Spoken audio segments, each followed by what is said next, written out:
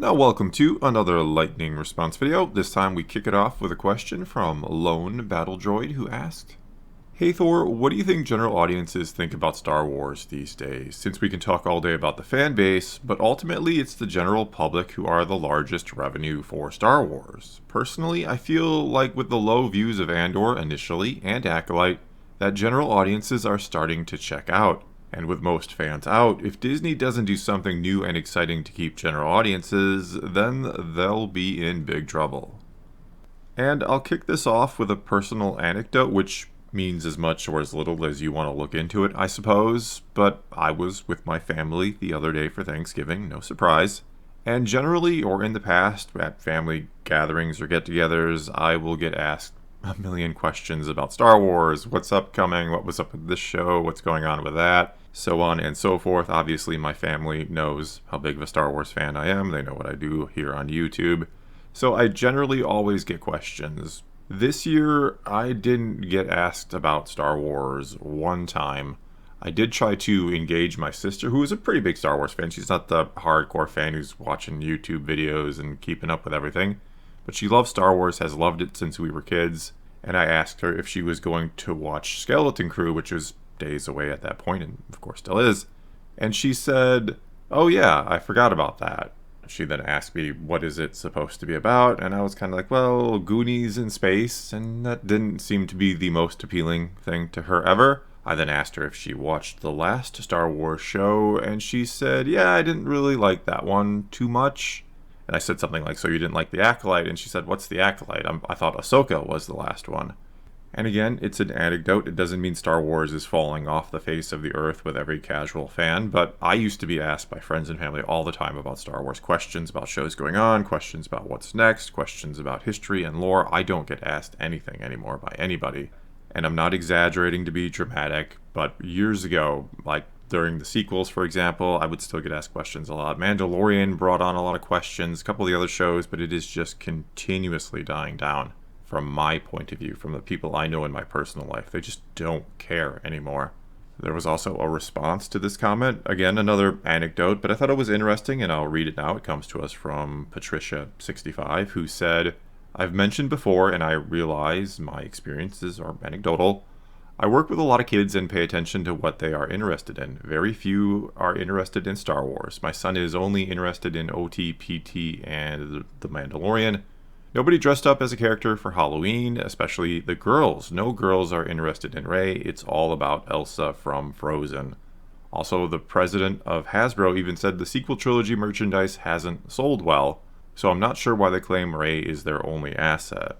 And I think what is interesting about this is the show Skeleton Crew, again, days away. The marketing for it has been heavily skewed, I feel, towards appealing to children. I think they realize that has maybe been their biggest mistake, though I could argue that's not their biggest mistake.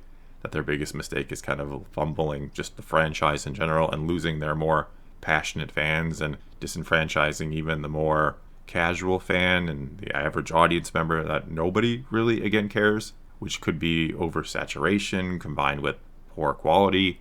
It's just a matter of like every time I watch one of these shows, they're not very good. They're not really worth my time. Star Wars doesn't feel special anymore. It blurs into the plethora of entertainment we have out there, the infinite number of shows and movies that we can choose from these days, since we have all of them at our fingertips essentially because of the internet and streaming and all of that.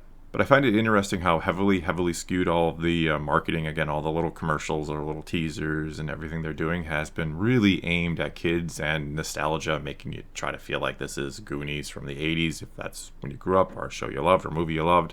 And I just don't know that kids care. I think their best bet is to continue to try to appeal to older audiences who will introduce their kids to Star Wars and kind of try to indoctrinate them. I don't know that you're going to make a show that is really just going to stick with kids where they're like, wow, I really love this. I'm going to go watch more Star Wars. Again, in a day and age when there's just so much entertainment. I think kids watch something like Star Wars and it goes in and out of their head in 2 minutes and they're on to the next thing. This isn't the past anymore where back in the day, back in the OT day, there was Star Wars and then there was nothing else. You didn't get to go home and play on the internet and find 80 million other things to watch. You went outside and you played Star Wars with your friends because that was the thing for all of you. I think that was also to a degree the case with the prequels. Maybe not so much, but there still wasn't a ton of other things. Yes, you had Harry Potter really kicking into full swing. You had Lord of the Rings kicking into full swing at the same time the prequels were going on. So there was more competition than the OT had in that kind of department, but not as much as you see today. I just don't think Star Wars stands out from the crowd for anyone really anymore, except for the hardcore fans that are just holding on because they love it, which is fine. I'm not talking trash. I'm one of them. But I just don't think it feels special anymore. I don't think it appeals to kids because there are other things they'd just rather watch or do, or they'll watch TikTok or, whatever else it might be, which, again, not a thing even as soon as 10 years ago, and certainly not a thing further back. So yeah, I think Star Wars is in a bad place because I think you need to be exceptional to stand out these days, or to just have that very, very solid fan base, which I think is just dwindling away. Even the MCU, which was once an unstoppable juggernaut, has certainly slowed down, and they're trying to find ways to recapture the magic or bring audiences back in as well. I think the Doctor Doom Robert Downey Jr. thing is an example of like, oh crap, what do we do? How do we get those audiences back? And well, you lean heavily on nostalgia.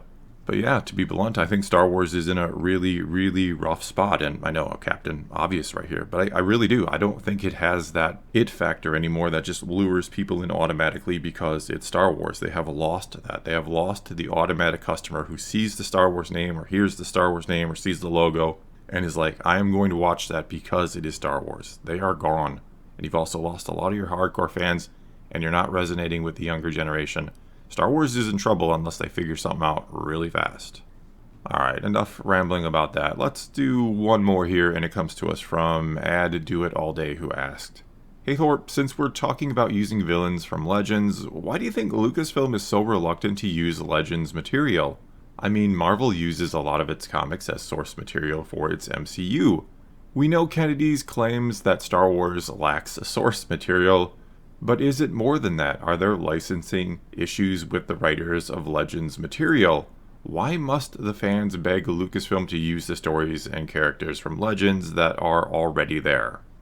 Okay, so I've heard a lot of people claiming or saying that the reason they don't use Legends is because of licensing, or the reason they don't like to use original trilogy characters is because they have to pay some sort of royalties to George Lucas. And as far as I know, and I am not a legal expert, nor did I have the privilege of reading the contract between Lucas and Disney, but as far as I know, Disney owns Lucasfilm. It is theirs. There is no royalties that they pay to George Lucas when they use Luke Skywalker or anything like that. I'm sure there are probably stipulations about the original trilogy and the prequels. Anything that George Lucas himself actually did, they would no doubt probably need permission before they made a special edition of the OT or anything like that. I'm sure he protected his original work from being changed, but I don't think they'd have to pay George Lucas to use Luke Skywalker or Han Solo. I don't think they would have ever made a Solo movie if they did. Furthermore, when it comes to Legends, they own all the rights to all of that. Now, if they reprint a book, they are supposed to pay royalties, but if they use the material from the book, if they use a character created by, say, Timothy Zahn, like they did with Thrawn, they don't have to pay him a dime. And yes, there have been issues with paying these royalties. There was that big fuss with, I believe it was Alan Dean Foster, a few years back, who said, they're not paying me royalties. They keep reprinting my books, but they don't pay me royalties. And again, that is only on sales of the actual book. They don't have to pay him for the characters or ideas or anything. That is all their intellectual property. As far as I understand it, again, not a legal expert, but that is how I understand it, that they own all of Legends. They own that stuff. But again, if you reprint the book, you reprint a comic, the people who worked on it are supposed to get a little kickback. But take an idea from a book or comic, and you theoretically don't have to pay them a dime, since it is your intellectual property. But anyway, I think that's going to be all I got for you this time. Now it is your turn. Take to the comments below. Tell me what you think about anything and everything I had to ramble about here, or ask a question for a future lightning response video. You just start your comment off with Hey Thor and ask your question, and I'll try to get to it in a future video. There's been a ton of great questions lately that I'll also still try to get to. But anyway, leave your comments below. Let's talk some Star Wars, and until next time, thanks for watching.